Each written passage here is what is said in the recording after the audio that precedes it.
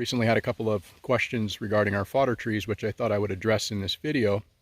One being the watering requirements, and two, what do we do with all those sticks that are left over?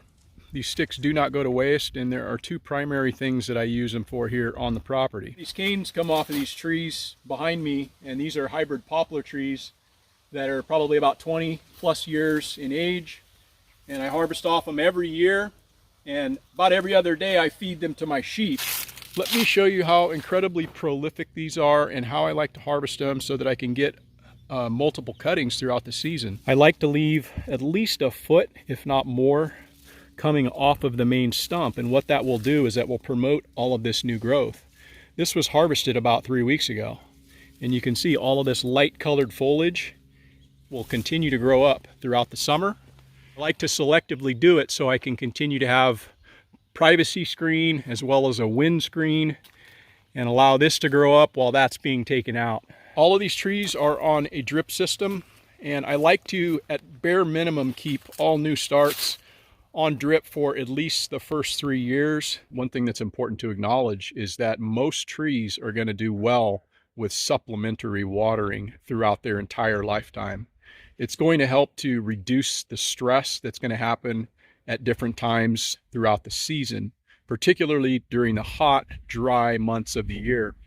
It's going to help to ward off disease. It's going to help to ward off pest pressure, and you're just going to have an overall healthier tree. So generally speaking, I would recommend keeping these trees on water.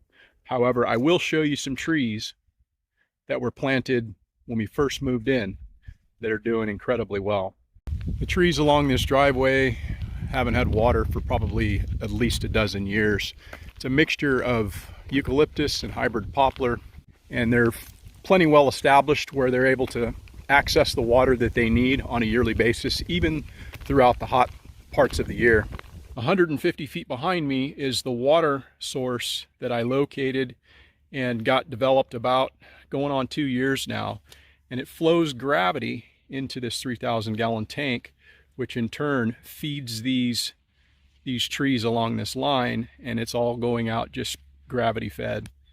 The flow into this water tank varies from season to season.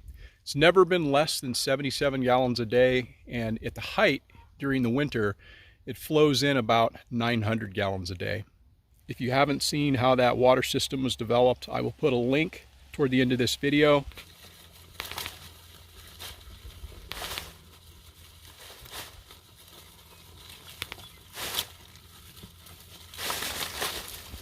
There's a lot of different things that these could be used for, but I use them for primarily making biochar. In the wintertime, I make trench biochar, and so once the sheep are done with these, I'll take them out of load and then take a few minutes to just pick up what they've left behind, and then I cache that in an area where I will be making biochar this winter. So none of this is going into waste. This pile, as well as that pile over there, are going to be turned into biochar in a trench that I'll be doing once we're able to do some burning this winter.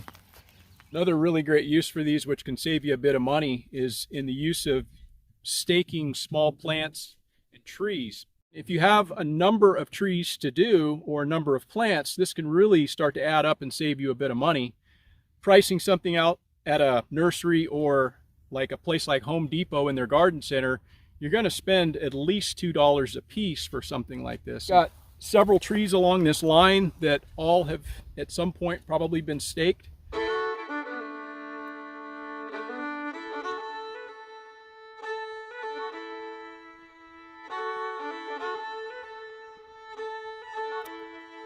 Please consider subscribing to the channel.